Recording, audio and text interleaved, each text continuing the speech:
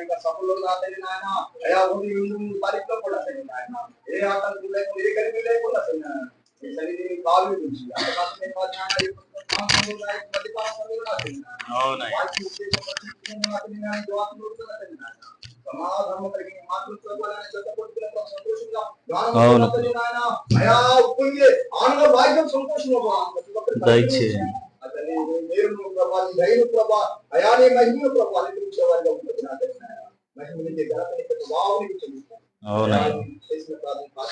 చేర్చుకోను.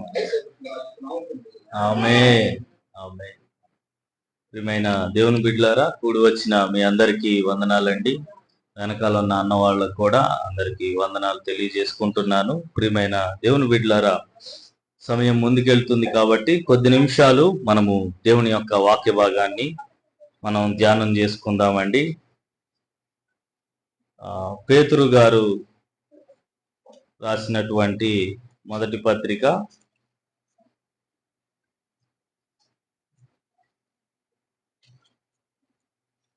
మొదటి పేతురు పత్రిక 2వ అధ్యాయము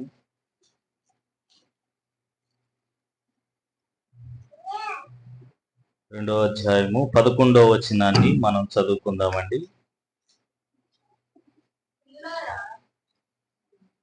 మొదటి పేతురు పత్రిక 2వ అధ్యాయము 11వ వచనాన్ని మనం చదువుకుందామండి. ప్రియులారా, మీరు పరదేశులను యాత్రికులునై యున్నారు గనుక ఆత్మకు విరోధముగా పోరాడు శరీరాశలను విసర్జించి అన్యజనులు మిమ్మును ఏ విషయములో దుర్మార్గులని దూషింతిరో ఆ విషయములో వారు మీ సత్క్రియలను చూచి వాటిని బట్టి దర్శన దినమున దేవుని మహిమ పరచునట్లు వారి మధ్యను మంచి ప్రవర్తన గలవారై ఉండవలెనని మిమ్మును బ్రతిమాలు కొనుచున్నాను. చాలండి, చిన్న ప్రార్థన మనం చేసుకుందాం. ప్రార్థన. పరిశుద్ధుడా, ప్రేమ కలిగిన తండ్రి, సర్వోన్నతుడా యేసయ్య, అయా ఈ దినమందు నాయన మేము ధ్యానించుకోవడానికి మీరు మాకు ఇచ్చినటువంటి ఈ యొక్క గొప్ప వాక్యమును బట్టి నీకే వేలాది వందనాలు, స్తుతులు, స్తోత్రాలు తండ్రి. అయా ఈ యొక్క వాక్య భాగం ద్వారా మీరే నాతో, మాతో, మా అందరితో మీరు మాట్లాడమని నజరేయుడైన యేసు క్రీస్తు నామంలో అడిగి వేడుకుంటున్నాం తండ్రి. ఆమేన్ ఆమేన్. ప్రియమైన దేవుని బిడ్డలారా, ఇక్కడ రాయబడినటువంటి మాట ఏంటయ్యా అంటే, ప్రియులారా, మీరు పరదేశులను యాత్రికులనై యున్నారు గనుక ఆత్మకు విరోధముగా పోరాడు శరీరాశలను విసర్జించి. చూడండి, ఈ యొక్క పేతురు రాసినటువంటి మొదటి పత్రిక, భక్తుడైనటువంటి పేతురు గారు రాసినటువంటి మొదటి పత్రిక. ప్రియమైన దేవుని బిడ్డలారా, పేతురు గారు ఈ యొక్క పత్రికని రాయడం విషయంలో ఏంటంటే మనకి జ్ఞాపకం చేస్తున్నటువంటి చాలా విలువైనటువంటి మాట. ఎంతో బతిమలాడుకుంటూ చెప్తున్నాడండి ఈ వచనాన్ని. ఏంటండి? ఎంతో బతిమలాడుకుంటూ చెప్తున్నాడు ఈ వచనాన్ని. ఏమని చెప్తున్నాడయ్యా అంటే, ప్రియులారా, మీరు పరదేశులను యాత్రికులనై ఉన్నారు. మనం ఎవరై ఉన్నామంటండి? పరదేశులము యాత్రికులమై ఉన్నామంట. పరదేశులం అంటే ఏంటో తెలుసండి? మనము ఈ దేశానికి చెందిన వారం కాదు. మనం ఈ 70 సంవత్సరాలు 80 సంవత్సరాలు మనం ఈ భూమి మీద మనం బ్రతకటానికి వచ్చాం. మనందరం కూడా ఎవరితో పోలుస్తున్నాడండి విశ్వాసంలో? పరదేశులుగానే మనం పోలుస్తున్నారు. ఒక ప్రాంతంలో మనం జన్మించాం, జన్మించిన ప్రాంతంలో మనం చనిపోతున్నాము, లేకపోతే వేరే చోట ఎక్కడైనా మనం చనిపోతున్నాము. కానీ వచ్చి కొన్ని దినాలే మనం ఉంటున్నామండి. వచ్చి కొన్ని దినాలే ఉంటున్నాం. కొంతకాలం మాత్రమే ఈ లోక వైభోగం, కొంతకాలం మాత్రమే ఈ లోకములో ఉన్నటువంటి వాటిని మనం అనుభవించడానికి ఈ భూమి మీద మనకు వచ్చామండి. అసలు అయితే మనం ఎక్కడి వారం అయ్యా అంటే దేవుని యొక్క సంతతిలో ఉన్నవారం. ఎక్కడి వారం అండి? దేవుడి యొక్క సంతానంగా మనం పిలువబడుతున్నవారు. మరి దేవుడు ఈ లోకంలో ఉన్నాడా అంటే, ఈ లోకంలో నివసిస్తున్నాడా అంటే, ఈ లోకంలో నివసించట్లా. దేవుడు ఈ లోకంలో నివసించట్లేదు కాబట్టి ఈ లోకంలో ఏముందండి? పాపం ఉంది. ఏముందండి? పాపం ఉంది. దేవుడు ఎక్కడైతే ఉంటాడో అక్కడ పరిశుద్ధత ఉంటుంది, అక్కడ ఆరోగ్యం ఉంటుంది, అక్కడ సంతోషం ఉంటుంది, అక్కడ సమాధానం ఉంటుంది. ఇవన్నీ మానవుడికి కావాలనే భూమి మీద ఏం చేస్తున్నాడండి? విశ్వ ప్రయత్నాలు చేస్తున్నాడు. సంతోషం కావాలని, సమాధానం కావాలని, ఆరోగ్యం కావాలని, ఇంకా తనకి ఎలాంటి ఇబ్బంది లేకుండా బ్రతకాలని ఎన్నో రకరకాలైనటువంటి ప్రయత్నాలన్నీ చేస్తున్నాడు. కానీ ఈ యొక్క పేతురు గారు ఏమని చెప్తున్నాడో తెలుసండి? మానవులందరికీ, ప్రియులారా ప్రియులారా మనము పరదేశులను యాత్రికులమై ఉన్నాము. చూడండి ఎంత గొప్ప మాట. మనం పరదేశుల్లాగా ఉన్నామంట. ఎలా ఉన్నామంట అండి? ఇంకొక మాట, యాత్రికుల్లాగా ఉన్నామంట. దేవుడు చెప్పమన్నటువంటి మాట ఈరోజు, పరదేశులము యాత్రికులము. ఈ రెండు మాటలు మనం చెప్పమన్నాడు. పరదేశులను యాత్రికులము మనం అయి ఉన్నాం. పరదేశస్తులంటే ఏంటి? మనం ఈ లోకానికి సంబంధించిన వారం కాదు. మనం ఈ భూమి మీద పుట్టాలనేటువంటి ఆలోచన అది ఇక్కడ తీసుకున్నటువంటి నిర్ణయం కాదండి.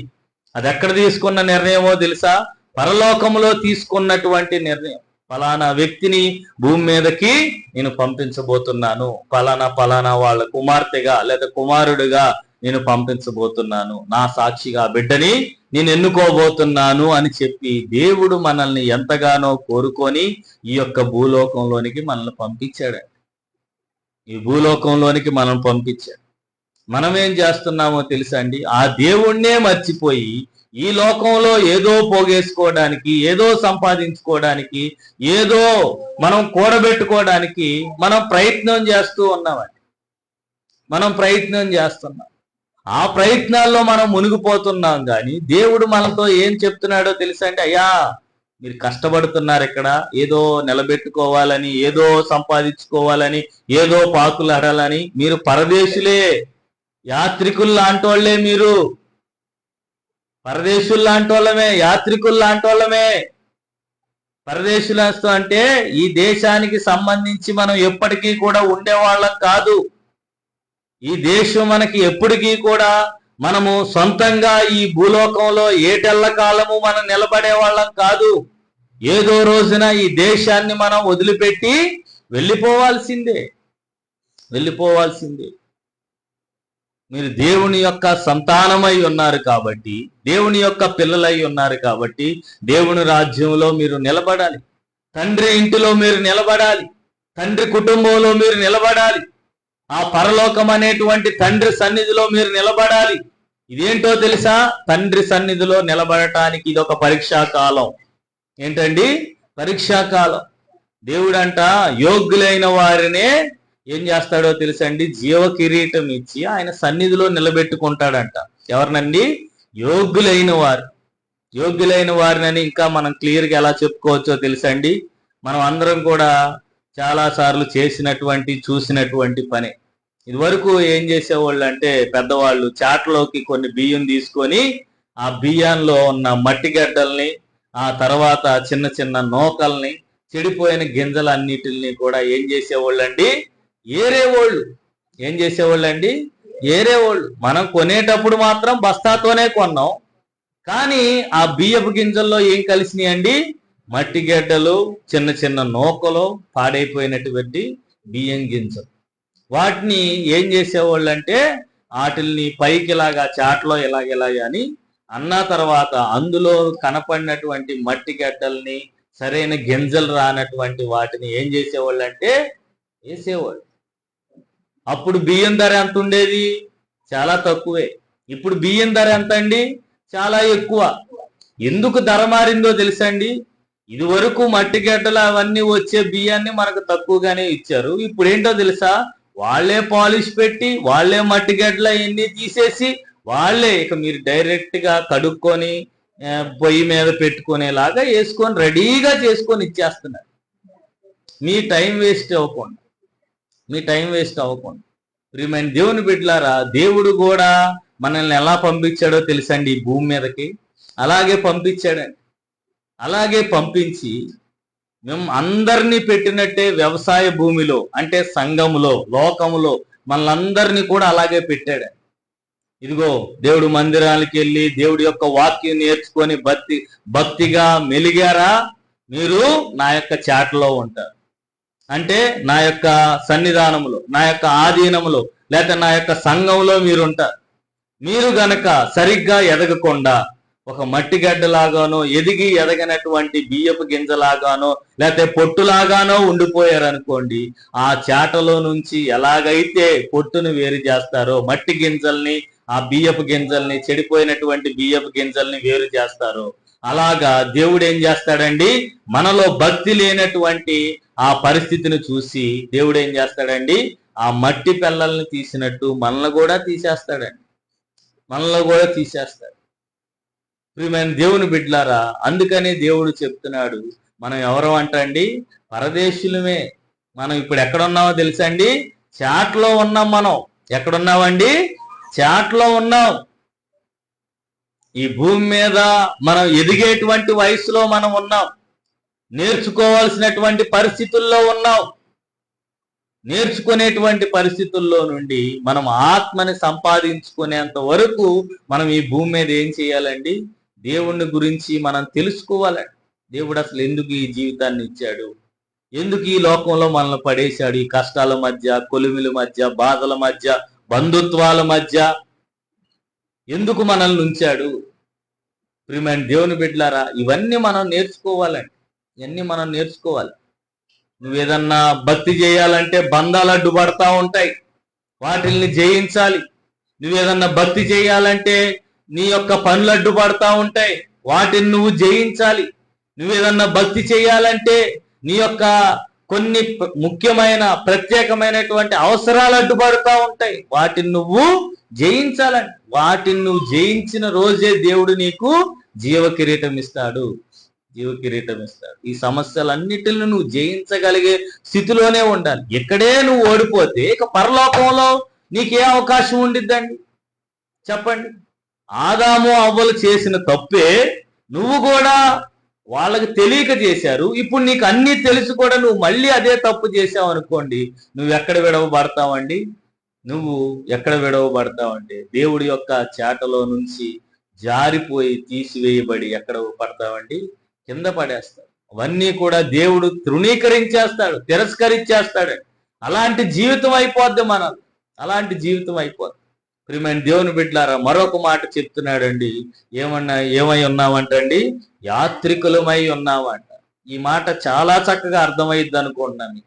యాత్రికులం అంటే ఒక చోట నుండి ఒక చోటకి ప్రయాణం చేసేటప్పుడు ఒక చోట ఆగిన వాళ్ళం అవుతాం, అంతే. అర్థమవుతుందండి? ఒక చోట ఆగిన వాళ్ళం అవుతాం అంటే మనం ప్రయాణం చేసే వాళ్ళమే. తల్లి గర్భంలో 9 నెలలు మనం ప్రయాణం చేసాం. అక్కడ భూమి మీద పడిన తర్వాత ఒక 70-80 సంవత్సరాలు భూమి మీద ప్రయాణం చేస్తున్నాం. అసలైన చేరుకోవాల్సినటువంటి గమ్యస్థానం వేరొకటి ఉంది.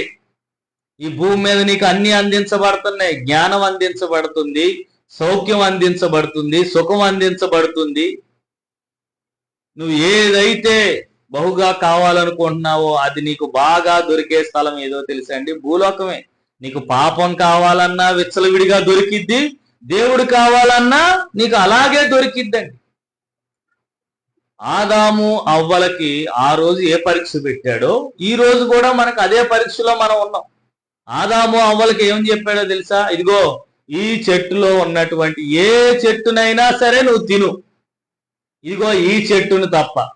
సేమ్ మనకు కూడా అదే చెప్తున్నాడండి. ఈ భూలోకంలో నువ్వు ఏ పనన్నా చెయ్యి, కానీ పాపం నీకు అంటుకోకూడదు. ఏమన్నాడండి, పాపం నీకు అంటుకోకూడదు. ఆ పాపం అనేది నీకు అంటుకుందా, ఆ రోజు నువ్వేమవుతావు, మలినమైపోతావు. నువ్వు మలినమైపోయావంటే, నువ్వు వాళ్ళ ఊబిలో కూరుకుపోయావంటే నిన్ను రక్షించడానికి కూడా ఒక పరిష్కారాన్ని పెట్టాడు ముందుగా. నువ్వు అది తెలుసుకొని ఆ లోకాన్ని నువ్వు జయించి ఏం చేయమన్నాడో తెలుసండి, నిన్ను జయించి పరలోకానికి నిన్ను రమ్మని దేవుడు తన యొక్క సువార్త ద్వారా ప్రతి ఒక్క విషయాన్ని నీకు ముందుగానే బయలుపరుస్తున్నాడు. ప్రియమైన దేవుని బిడ్డలారా, దేవుడు అంటున్నాడు మనం పరదేశులము యాత్రికులమై ఉన్నామంట. చూడండి ఎంత గొప్ప మాట అండి. గనుక ఆత్మకు విరోధముగా పోరాడు శరీరాశలను విసర్జించి. ఆత్మకి విరోధంగా పోరాడిద్దంట ఎవరు? శరీరమే. మన శరీరమే మన ఆత్మకి విరోధంగా పోరాడిద్దంట. ఎలాగో చెప్పమంటారా? శరీరానికి ఆత్మకి గల తేడా ఏంటో తెలుసండి. ఆత్మలోనేమో మనం మందిరానికి వెళ్ళాలి అని కరెక్ట్ గా శరీరం ఎక్కడికి నడిపించిందో తెలుసండి. కరెక్ట్ గా ఆ రోజు ఉన్న డ్యూటీకే నడిపించింది. లేకపోతే ఆ రోజు వండుకున్న చికెన్ బిర్యానీ మీదే మన మనసు ఉంది. లేకపోతే కరెక్ట్ గా ఆదివారం రోజే టీవీలో ఏదో ఒక మంచి సినిమానో లేకపోతే మంచి షోనో లేకపోతే ఎవరన్నా పెద్దవాళ్ళు మనల్ని పిలవటము. ఆత్మ ఏమో నిన్ను మందిరానికి వెళ్ళమని నడిపించింది. మన శరీరం ఏమో ఏం చేసిందో తెలుసండి, ఎటో కటి వెళ్దాం, శరీరం తప్ప ఎటో కటి వెళ్దాం అని చెప్పి మనల్ని ఏం చేస్తా ఉండిద్దండి, లాగుతా ఉండిద్దండి. అక్కడ నువ్వు ఏది నీ మాట నీ యొక్క హృదయాలోచన దేని ప్రకారం నడిస్తే నువ్వు దాని ప్రకారం నువ్వు ఉన్నట్టే. అర్థమవుతుందండి. నువ్వు ఆత్మతో నింపుదల ఉన్నవాడివైతే ఎక్కడికి వస్తావో తెలుసండి, దేవుడి యొక్క మందిరానికి వస్తావు.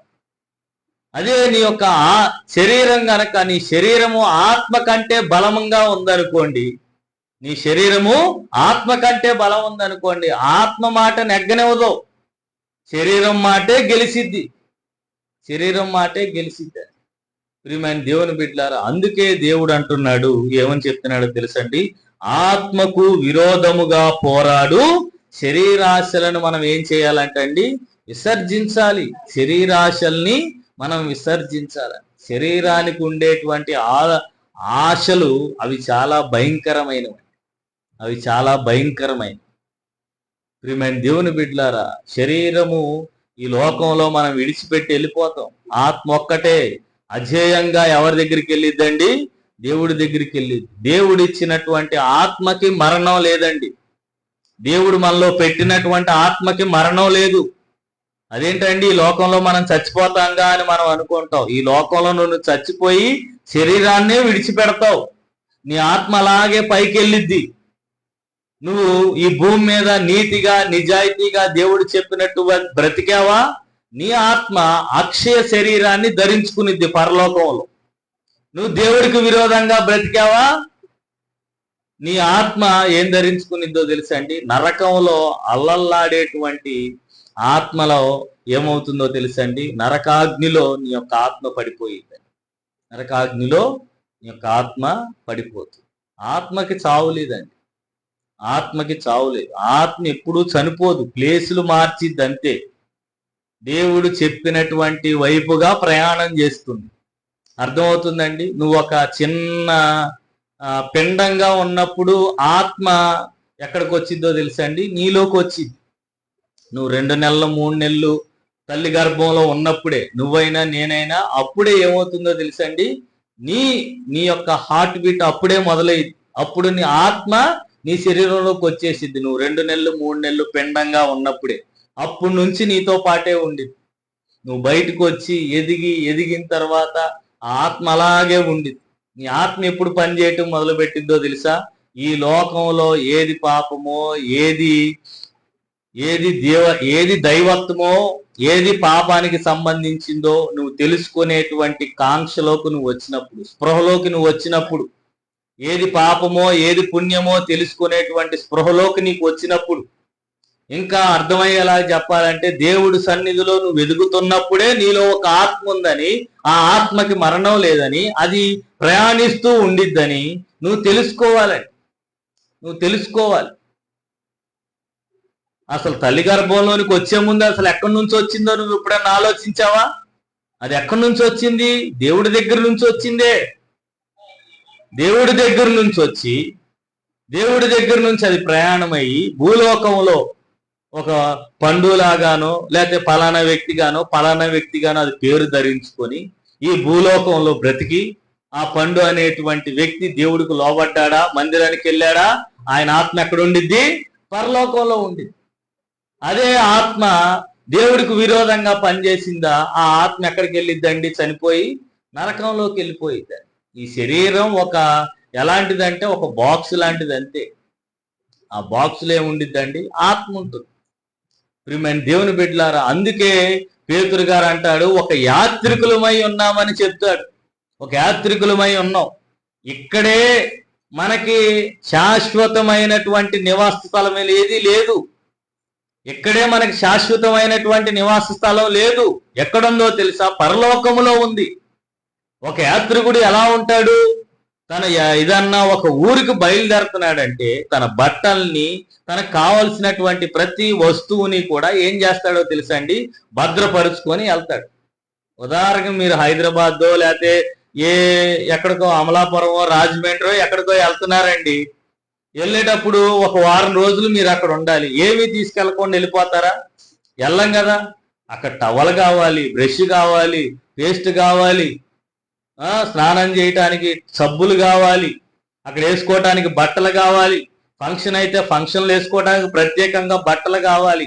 ఆ లగేజ్ అంతా కూడా మనం ఏం చేస్తామండి? మనతో పాటు తీసుకొని వెళ్తాం. ఎందుకని? ఆ యొక్క ఊరిలో మనకంటూ ఏమీ లేదు కాబట్టి, మనం అంటూ ఏమీ అక్కడ ఏర్పాటు చేసుకోలేదు కాబట్టి మనం ఎక్కడి నుంచే తీసుకెళ్తామండి. దేవుడు కూడా అదే చెప్తున్నాడు. నువ్వు పరలోకానికి వెళ్తున్నావు కదా, అక్కడ నువ్వేమన్నా సంపాదించుకున్నావా? జీవగ్రంథంలో నీ పేరు సంపాదించుకున్నావా? పరలోకంలో ధనాన్ని కూర్చుకున్నావా? పరలోకంలో నువ్వు ఉండాలనేటువంటి అసలు ఆలోచన నువ్వు కలిగి ఉందా? అసలు పరలోకంలో జరగబోయేటువంటి విందుకి నీకు ఆహ్వాన పత్రిక అందిందా? అసలు ఆ పరలోకంలో నివసించడానికి అక్కడ పౌరసత్వం అనేటువంటిది నీకు అనుగ్రహించబడిందా లేదా నువ్వు తెలుసుకోవాలండి. ఒక 10 రోజులు, నెల రోజులు ఉండేదానికి మనం 10 రోజుల నుండి ప్రయాణం చేస్తామే, 10 రోజుల నుంచి సర్దుకుంటామే. ముందుగానే టికెట్లు బుక్ చేసుకొని, ముందుగానే టికెట్లు మనం ఏర్పాటు చేసుకొని, ఇదిగో మనం వెళ్ళే దారులు ఇలా ఉండాలి, మనకంటూ ప్రత్యేకంగా ఒక బెర్త్ ఉండాలి, లేదా ఒక సీట్ ఉండాలి, మనం అక్కడ దాకా వెళ్ళటానికి మన ప్రయాణం క్షేమంగా ఉండాలి అని ముందుగానే మనం ఆలోచించుకొని చేస్తున్నామే. మరి 70 సంవత్సరాల తర్వాత 1000 సంవత్సరాలు నువ్వు దేవుడి సన్నిధిలో ఉండడానికి మరి నువ్వేం సమకూర్చుకుంటున్నావు? ఏం సమకూర్చుకుంటున్నావు? అది ఎక్కడి నుంచి సమకూర్చుకోవాలి? ఈ భూమి మీద ఉండగానే నువ్వు సమకూర్చుకోవాలి. అక్కడ ధనం కావాలా? పరలోకంలో ధనం కావాలా? అక్కడ ధనం కూర్చుకోవాలంటే ఇక్కడ ఏం చేయాలి? నువ్వు బైబిల్ని అడుగు. బైబిల్ నీకు వివరంగా చెప్తుంది. ఏమని చెప్తుందో తెలుసా? అయ్యా, ఈ భూలోకంలో మీరు సంపాదించుకున్న ధనం మీరు చనిపోయిన తర్వాత ఇక్కడే ఉండిద్ది. అది దొంగల పాలయ్యిద్ది, లేకపోతే నీ వారసుల పాలయ్యిద్ది, లేకపోతే ఇదిగో చిరిగిపోయినటువంటి సంచులో వేసిన ధనంలాగా అయిపోయింది. ఇదిగో మీరు పరలోకంలో ధనం కూర్చుకోండి అని దేవుడి యొక్క వాక్యమే చెప్తుందండి. దేవుడి యొక్క వాక్యమే చెప్తుంది. మరి అక్కడ ధనం కూర్చుకోవటం ఎలాగా? అక్కడ జీవగ్రంథంలో ఇక్కడ నీకు ఒక ఆధార్ కార్డు ఇచ్చారు. నువ్వు ఒక కుటుంబం పలానా ఊర్లో పలానా పంచాయతీలో నువ్వు ఉంటున్నావని నీకు ఒక రేషన్ కార్డు ఇచ్చారు. దాని అర్థం ఏంటి? పలానా గ్రామంలో, పలానా మండలంలో, పలానా వారి యొక్క కుటుంబం ఇక్కడ నివసిస్తుంది, ఇక్కడ ప్రభుత్వం ద్వారా వాళ్ళు గుర్తించబడ్డారు, వీళ్ళు గ్రామస్తులు అని. మరి నీకు గుర్తింపేది పరలోక రాజ్యంలో నీ పేరుందని. పలానా ఆమె పరలోక రాజ్యంలోనికి వెళ్ళబోతుంది అనే గుర్తింపు కార్డు నువ్వు ఎలాగైతే ఈ లోకంలో సంపాదించుకున్నావో అక్కడ కూడా ఒకటి ఉంటుందండి. అక్కడ కూడా ఒకటి ఉంటుంది. అదేంటో తెలుసా? జీవగ్రంథంలో నీ పేరు. జీవగ్రంథంలో నీ పేరు కనుక అక్కడ రాయబడితే నువ్వు వెళ్ళిన ఎమ్మటనే జీవగ్రంథంలో నీ పేరుందని ఆ జీవగ్రంథం తీస్తారు. పలానా ఆమె అక్కడ చనిపోయి ఇక్కడికి వచ్చింది, మరి ఆమె పేరుందా అని చెప్పి ఆ గ్రంథంలో నీ పేరు చూస్తారు. నీ పేరుందా నువ్వు లోపలికి వెళ్తావు, నీ పేరు లేదా అటు నుంచి అటు నరకానికి వెళ్ళిపోతావు. నరకానికి వెళ్ళిపోతావు. అది ఎక్కడ సంపాదించుకోవాలి ఆ పేరు? నువ్వు భూమి మీద ఉండగానే నువ్వు సంపాదించుకోవాలి. యేసుక్రీస్తు ప్రభు యొక్క రక్తము ద్వారా కడగబడి మారు మనసు పొంది రక్షణ పొంది బాప్తిస్మం తీసుకున్న వాళ్ళందరి పేర్లు అక్కడ రాయబడతాయండి. బాప్తిస్మం తీసుకున్న తర్వాత నువ్వు నడిచినటువంటి పరిశుద్ధమైన జీవితం ఏం చేస్తుందో తెలుసా? నీ పేరు అక్కడ కాపాడుతా ఉండిద్ది. నువ్వు ఇక్కడ బ్రతికినటువంటి బ్రతికే ఆ జీవ గ్రంథంలో నీ పేరు తుడిచేయకుండా కాపాడుతా ఉండిద్ది. బాప్తిస్మం తీసుకున్న అందరి పేర్లు ఎక్కుతాయి, కానీ చివరికి నిలబడే పేర్లు ఏముంటాయో తెలుసండి? ఈ లోకంలో పరిశుద్ధంగా తన జీవితాన్ని కాపాడుకొని బ్రతికినటువంటి ప్రతి ఒక్క వ్యక్తి యొక్క పేర్లు ఆ జీవ గ్రంథంలో ఉంటాయండి. ఆ పేరు యొక్క జీవ గ్రంథంలో ఉంటాయి. స్కూల్లో జాయిన్ అయ్యేటప్పుడు అందరూ జాయిన్ అవుతారు, కానీ చివరి వరకు ఎవరుంటారో తెలుసండి? పాస్ అయిన వాళ్ళే పేరుండి, మధ్యలో అటెండెన్స్ బాగోక పేరు తీసేస్తారు.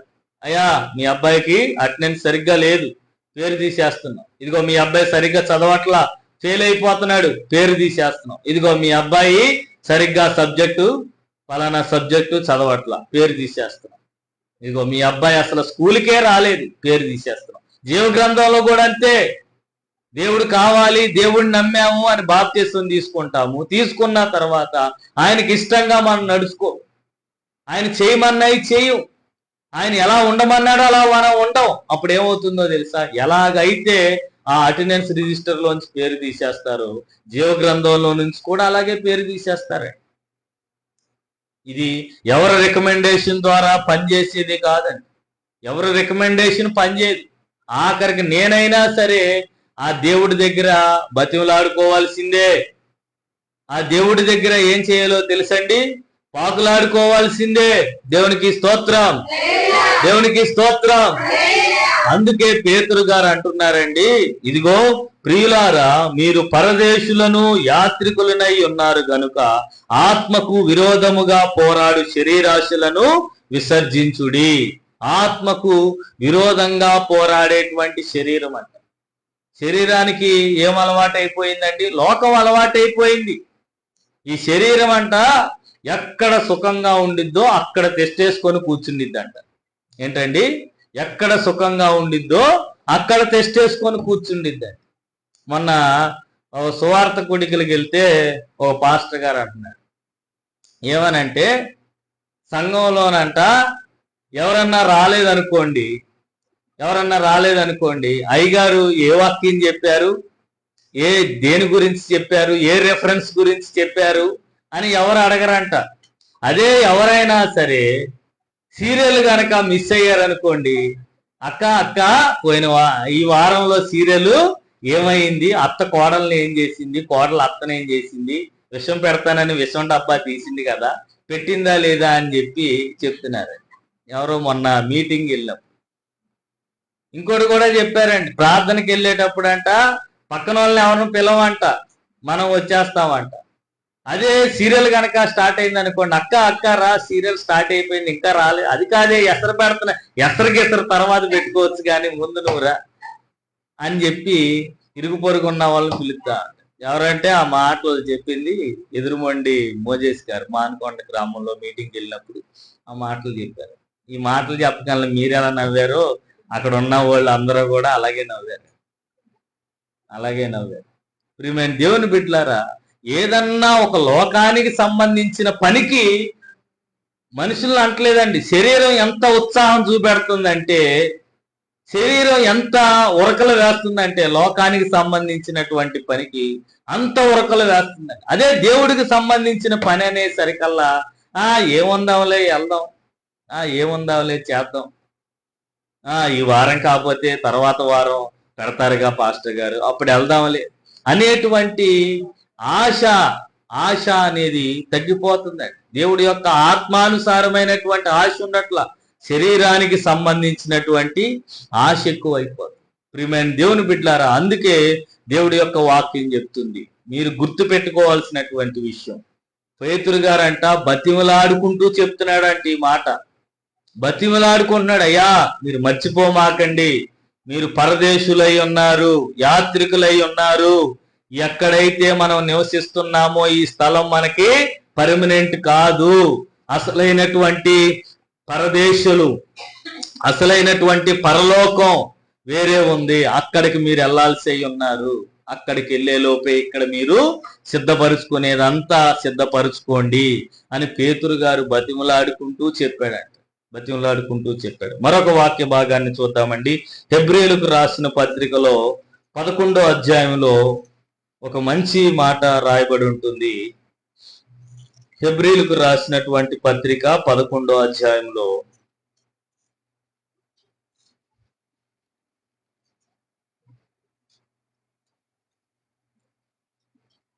11వ అధ్యాయంలో 13వ వచనంలో కూడా ఒక మంచి మాట రాయబడి ఉంది. చూడండి, వీరందరూ ఆ వాగ్దానముల ఫలము అనుభవింపకపోయినను దూరము నుండి చూచి వందనము చేసి తాము భూమి మీద పరదేశులమును యాత్రికులమునై ఉన్నామని ఒప్పుకొని విశ్వాసము గలవారే మృతి పొందిరి.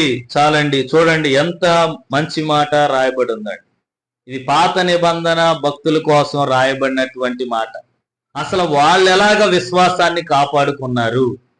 ఇప్పుడు మనం అంటే చెప్పుకుంటున్నాం కానీ మనకు పరలోకం ఉంది, యేసుక్రీస్తు ప్రభు మనల్ని తీసుకెళ్తాడు, పరలోక రాజ్యంలో కూర్చోబెడతాడు అని మనం అంటే చెప్పుకుంటున్నాం కానీ ఈ అబ్రహాము, ఇసాకు, యాకోబులకి ఎవరైతే పాత నిబంధన గ్రంథంలో ఉన్నారో వాళ్ళెవరికీ తెలియదండి. వాళ్ళు భక్తి చేస్తే ఎక్కడికి వెళ్తారో కూడా తెలీదు. వాళ్ళ గురించి రాయబడినటువంటి మాట ఏంటో తెలుసండి. వీరందరూ కూడా ఏం చేశారో తెలుసండి, ఆ వాగ్దాన ఫలము అనుభవింపకపోయినను దూరము నుండి చూచి వందనము చేసి తాము భూమి మీద పరదేశములను యాత్రికులమై ఉన్నామని ఒప్పుకొని విశ్వాసము గలవారే మృతి పొందారంట. దేవునికి స్తోత్రం, దేవునికి స్తోత్రం. వాళ్ళు ఒప్పుకున్నారంటండి. ఏమని ఒప్పుకున్నారో తెలుసా? మనము ఇక్కడ వారం కాదు, పరదేశులము యాత్రికులమై ఉన్నాము అని వాళ్ళు దూరం నుండి వాళ్ళు చూశారంట. ఇప్పుడు నీకు దగ్గరగా చెప్పబడుతుంది, నువ్వు చనిపోయిన తర్వాత నువ్వు చేసిన భక్తి నిన్ను కాపాడితే నువ్వు పరలోకానికి వెళ్తావు. నువ్వు చనిపోయిన తర్వాత నువ్వు చేసిన భక్తిని దేవుడు మెచ్చకపోతే నువ్వు నరకానికి వెళ్తావు. ఇది డైరెక్ట్ గా నీకు ప్రకటించబడుతున్నటువంటి సువార్త. ఆ రోజుల్లో ఇలా చెప్పే నాదుడే లేడు. వాళ్ళు భక్తి ఎందుకు చేస్తున్నారో కూడా తెలియదండి. వాళ్ళకి ఎందుకు చేస్తున్నారో కూడా వాళ్ళకే తెలియదు. కానీ వందల సంవత్సరాలు వాళ్ళు బతికారు. ఈ రోజుల్లో గట్టిగా 70-80 సంవత్సరాలు బ్రతకడానికే మనం అయిపోతున్నాం. కానీ ఆ రోజుల్లో ఏ రోగమో లేకుండా 200 సంవత్సరాలు, 300 సంవత్సరాలు, 600 సంవత్సరాలు అలా బ్రతికేవాళ్ళు. అలా బ్రతికినా కూడా వాళ్ళు ఏం చేసేవాళ్ళో తెలుసండి, నమ్మారంట వాళ్ళు. ఇదిగో మనం ఈ లోకానికి సంబంధించిన వాళ్ళం కాదు, ఈ లోకానికి మనం సంబంధించిన వాళ్ళం కాదు, మనం ఎక్కడో చోటకి ప్రయాణం అయిపోతున్నాం అని వాళ్ళు విశ్వాసం ద్వారా తెలుసుకున్నారంటండి. చూడండి, విశ్వాసము ద్వారా వందనము చేసి తాము భూమి మీద పరదేశులమును యాత్రికులమై ఉన్నామని ఒప్పుకొని విశ్వాసము గలవారై చనిపోయారంట. చచ్చిపోయేటప్పుడు దేవునికి స్తోత్రం, దేవునికి స్తోత్రం. విశ్వాసముతో చనిపోయారంటండి. వాళ్ళు విశ్వాసముతో చనిపోయారంట. వాళ్ళు చనిపోయేటప్పటికి వాళ్ళ మనసులో ఏ విశ్వాసం ఉందో తెలుసా అండి? ఇదిగో మేము ఎంతవరకు భక్తి చేశాం, ఆ భక్తే మమ్మల్ని కాపాడిద్ది, ఆ భక్తే మమ్మల్ని తీసుకెళ్లి ఎక్కడ ఉంచాలో అక్కడ ఉంచిద్ది అని వాళ్ళు గట్టిగా నమ్మారండి. గట్టిగా నమ్మారు. వాళ్ళకి అసలు వాగ్దాన ఫలమే వాళ్ళు పొందుకోలేదంట. వాగ్దాన ఫలమే వాళ్ళు పొందుకోలేదు. వాగ్దాన ఫలం అంటే ఏంటో తెలుసా అండి? తండ్రి చేసినటువంటి వాగ్దానం, అంత్య దినములందు నేను మనుషులందరి మీద నా ఆత్మని నేను కుమ్మరిస్తాను. అసలు వాళ్ళ మీద ఆ ఆత్మ యొక్క ప్రభావమే లేదంటే. కానీ మనకిచ్చాడు, అంత్య దినములో ఉన్న మనకిచ్చాడు, చివరి రోజుల్లో ఉన్న మనకిచ్చాడు ఆ దేవుడు. ఏమనిచ్చాడో తెలుసా? నువ్వు గనక ఆత్మ పొందుకుంటే దేవుడు నిన్ను ఆత్మ ద్వారా నడిపించి నిన్ను పరలోక రాజ్యానికి తీసుకెళ్తానని దేవుడు చెప్పాడు. కానీ వాళ్ళకి ఆ వాగ్దానం కూడా లేదు. అలాగ అనుభవించకపోయినా వాళ్ళందరూ కూడా మేము భూమి మీద పరదేశులం అని వాళ్ళు ఒప్పుకోనంట. పరదేశుల్లాగా ఉన్నాం, యాత్రికుల్లాగానే ఉన్నాం, ఎక్కడి నుంచో వచ్చాం, ఈ భూమి మీద కొంతకాలం ఉన్నాం, ఆ దేవుడు నాతో మాట్లాడుతున్నాడు, నువ్వు భక్తిగా ఉండయ్యా, పరిశుద్ధంగా ఉండయ్యా, నీ యొక్క నడతని ప్రవర్తన నువ్వు కాపాడుకోయ్యా అని ఆ చెప్పినటువంటి దేవుడే నన్ను తీసుకెళ్తాడా అని విశ్వాసం ఉంచారంట. వాళ్ళు విశ్వాసం ఉంచి చనిపోయే ముందు ఆ విశ్వాసం మీద ఆధారపడే చనిపోయారంట. చూడండి ఒకసారి మీరు ఇదే మాట మీకు చెప్తున్నాను, ఒకసారి ఆలోచించండి. మిమ్మల్ని గనక మీరు చేసిన భక్తిని బట్టి దేవుడు మిమ్మల్ని పరలోక రాజ్యం తీసుకెళ్ళడో, మిమ్మల్ని ఇక్కడే వదిలేస్తాడు అంటే రేపొద్దున్న ఎవరైనా, రేపు ఆదివారం ఎవరైనా చర్చికి వస్తారండి? ఎవరు రారండి. వాళ్ళకి అలా చెప్పే నాదుడే కూడా లేడు. మీరు ఎందుకు భక్తి చేస్తున్నారండి? దేవుడు మిమ్మల్ని తీసుకెళ్ళడండి, మీలో పరిశుద్ధత లేదు, ప్రవర్తన సరిగ్గా బాగాలేదు, దేవుడు మిమ్మల్ని తీసుకెళ్ళడండి, మీరు ఎంత భక్తి చేసినా వ్యర్థమే అని అన్నాను అనుకోండి, ఎవరన్నా రేపు పొద్దున్న వస్తారండి ప్రార్థన? ఎవరు రారు. కానీ వాళ్ళ మనసులో ఏముందో తెలుసండి? నేను నమ్మాను కదా నా దేవుడు, నేను నడిచాను కదా, నన్ను నడిపించాడు కదా, నాకు రోగంలో నేనున్నప్పుడు, మంచం మీద ఉన్నప్పుడు నన్ను స్వస్థపరిచాడు కదా దేవుడు, నా పరిస్థితి బాగోనప్పుడు నాకు సహాయం చేశాడు కదా దేవుడు, నేను చనిపోయినప్పుడు కూడా నన్ను తీసుకెళ్తాడు, నన్ను తీసుకెళ్తాకు వస్తాడు అని వాళ్ళు నమ్మి చనిపోయారంట. దేవునికి స్తోత్రం, దేవునికి స్తోత్రం. మీకు వారం ప్రార్థనలు పెట్టి ఇంతిదిగా విశ్వాసం గురించి చెప్తున్నా మనం సరిగ్గా నిలబడలేకపోతున్నాం. కానీ వాళ్ళంట చెప్పేవాళ్ళు ఎవరో లేకపోయినా నమ్మారంట. వాళ్ళ సొంత అనుభవాలు, కష్టాలతో వాళ్ళు నమ్మారంట. నాకు జ్వరం వచ్చింది, నన్ను ఎవరు లేపారు? దేవుడే లేపాడు. నాకు ఒక రోగం వచ్చింది, నన్ను ఎవరు లేపారు? దేవుడే లేపారు. ఇప్పుడన్నా ఎవరొకరు వచ్చి మీకు మందు బిళ్ళ వచ్చి ఇంజక్షన్ చేస్తే తగ్గుతుందని నమ్మకం వస్తుంది. ఆ రోజుల్లో ఇంజక్షన్ లేవు, మందులు లేవు, ఏమీ లేవు. రోగం వచ్చిందంటే మంచం మీద పడుకోవటమే, మళ్ళీ తిరిగి లెగిస్తే బతికినట్టు, లేకపోతే ఏమైనట్టండి, ఇక మంచం మీద నుంచి సమాధిలోకి వెళ్ళిపోయినట్టు. అలాంటి బ్రతుకండాలు, అలాంటి బ్రతుకు. అప్పుడు వాళ్ళు ఏం చేసేవాళ్ళు తెలుసా? విశ్వాసం నింపుకునేవాళ్ళు అంట. వాళ్ళ హృదయం విశ్వాసం నింపుకొని ఏం చేసేవాళ్ళో తెలుసా అండి? ఇదిగో నన్ను ఎంతవరకు కాపాడాడు కదా ఆ దేవుడే, నన్ను లేపిన ఆ దేవుడే, లేపకపోయినా ఆ దేవుడే అని విశ్వాసంతో వాళ్ళు చనిపోయారంట. విశ్వాసంతో వాళ్ళు చనిపోయి ఏం చేశారో తెలుసండి? మేము పరదేశులం, యాత్రికులం, ఈ భూమి మీద ఎప్పటికీ ఉండేవాళ్ళం కాదని వాళ్ళు తెలుసుకొని పరదేశులోకి వాళ్ళు వెళ్ళారంట. ఈ రోజున మనకు అన్నీ ఉన్నాయి. మనం మంచి చేస్తే ఎక్కడికి వెళ్తామో, చెడు చేస్తే ఎక్కడికి వెళ్తామో, పరలోకంలో జీవగ్రంథం అనేది ఒకటి ఉంది, అక్కడ మన పేరు రాసుకోవాలి. ఆ పేరు రాసుకున్న తర్వాత మనం అక్కడ పరిశుద్ధంగా జీవించాలి. ఎలా ఉంటే మనం వెళ్తాం, ఎలా ఉంటే మనం వెళ్ళము అనేటువంటి విషయాలు అన్ని విడమర్చి మీకు అంత వివరంగా చెప్తున్నా సరే దాని పట్ల ఆశ గాని ధ్యాస గాని ఉండట్లా. ఎందుకో తెలుసా? మీలో ఆత్మ కంటే శరీరం బలంగా ఉంది కాబట్టి. ఆత్మ కంటే శరీరం బలంగా ఉందండి. ఏ రోజైతే నీ శరీరము కంటే ఆత్మ బలమైనటువంటి స్థితిలో ఉంటుందో ప్రియమైన దేవుని బిడ్డలారా, అప్పుడు నీ శరీరాన్ని జయించగలిగి నువ్వు ఈ లోకములో ఉండగానే పరలోకములో ధనాన్ని నువ్వు కూర్చుకోగలుగుతావు. దేవునికి స్తోత్రం, దేవునికి స్తోత్రం. శరీరం యొక్క ఆశల్ని జయించినాడే నువ్వు పరలోకపు యొక్క ధన్యతలను నువ్వు అనుభవిస్తావండి. పరలోకపు యొక్క ధన్యతలు నువ్వు అనుగ్రహిస్తావు. భక్తి చేసిన వాళ్ళందరూ అలాంటి భక్తే చేశారు. మోషే గురించి దేవుని యొక్క వాక్యం ఏమని రాయబడిందో తెలుసా అండి?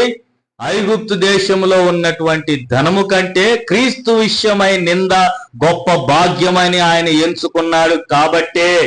చూడండి ఆ మాట ఎంత గొప్పదో చూడండి. దేవుడి విషయంలో చిన్న నింద నువ్వు మీద వేసుకుంటేనంటండి, ఐగుప్తు దేశము ధనము కంటే హెచ్చైన ధనం నీకు ఎక్కడ కలిగిద్దో తెలుసండి? పరలోకంలో కలిగిద్ది. అది పరలోకంలో ధనం సంపాదించుకోవటం అంటే. అర్థమవుతుందని నేను చెప్పేటువంటి మాటలు. దేవుడి కోసం చేసినటువంటి పని, దేవుడి కోసం చేసినటువంటి పరిచర్య, దేవుడి కోసం చేసినటువంటి నీ యొక్క కష్టం, చెమట, నీ యొక్క కష్టార్జితంలోంచి నువ్వు దేవుడి కోసం ఖర్చు పెట్టినటువంటి ప్రతి రూపాయి ఏమవుతుందో తెలుసండి, పరలోక రాజ్యంలో నీకు ధనాన్ని సంపాదించి పెడుతుందండి. పరలోక రాజ్యంలో నీకు ధనాన్ని సంపాదించి పెడుతుంది. నువ్వు ఎక్కడుండగానే నువ్వు అక్కడ సంపాదన నువ్వు మొదలు చేసుకోవచ్చు అండి. పరలోకంలో ధనాన్ని నువ్వు సంపాదించుకోవచ్చు ఇక్కడుండగానే.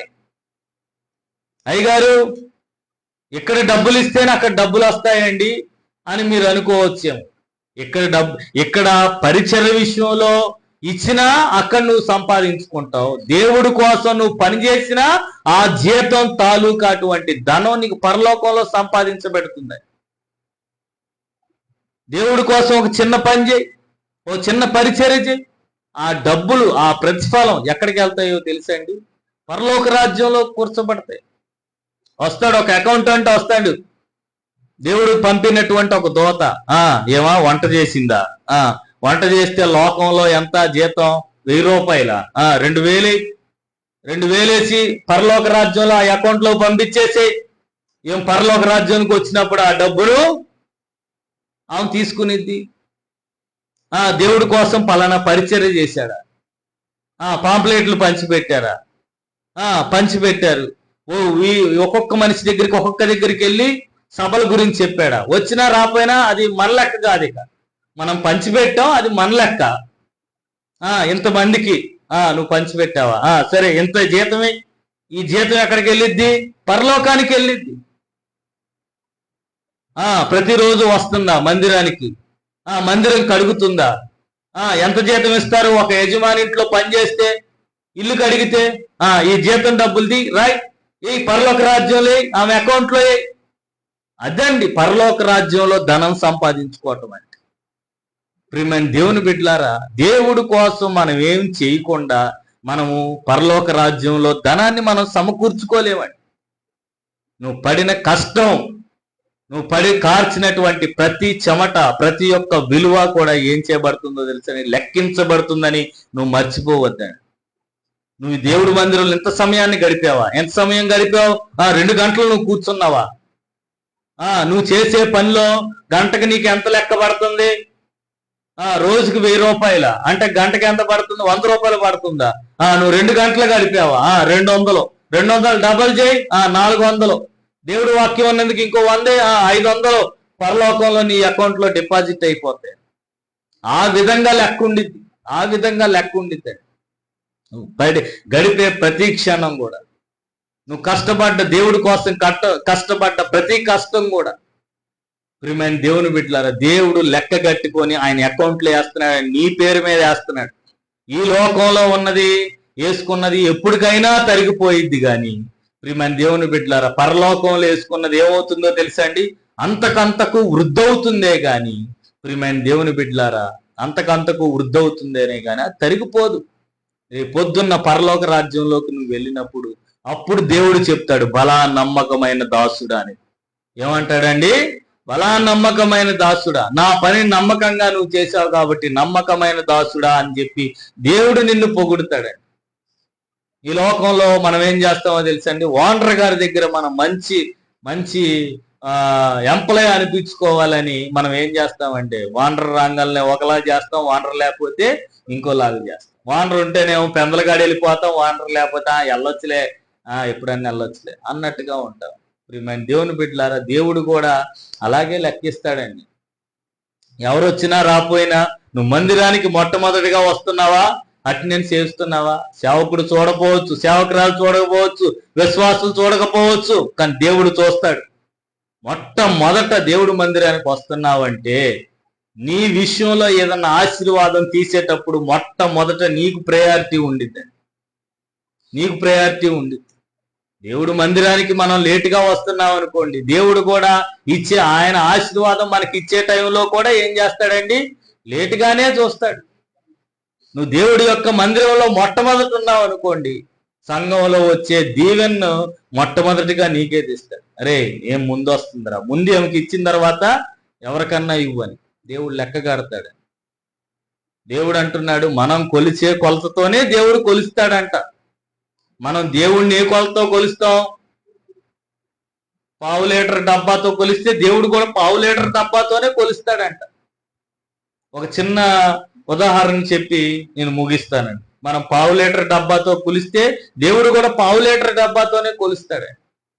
మనం అర లీటర్ డబ్బాతో కొలిస్తే దేవుడు కూడా అర లీటర్ డబ్బాతోనే కొలుస్తాడంట. యేసుక్రీస్తు ప్రభు ఒకసారి ఇలాగే ఒక ఆదివారం ఒక సమాజ మందిరానికి వెళ్ళాడంట, ప్రార్థన మందిరానికి వెళ్ళాడంట.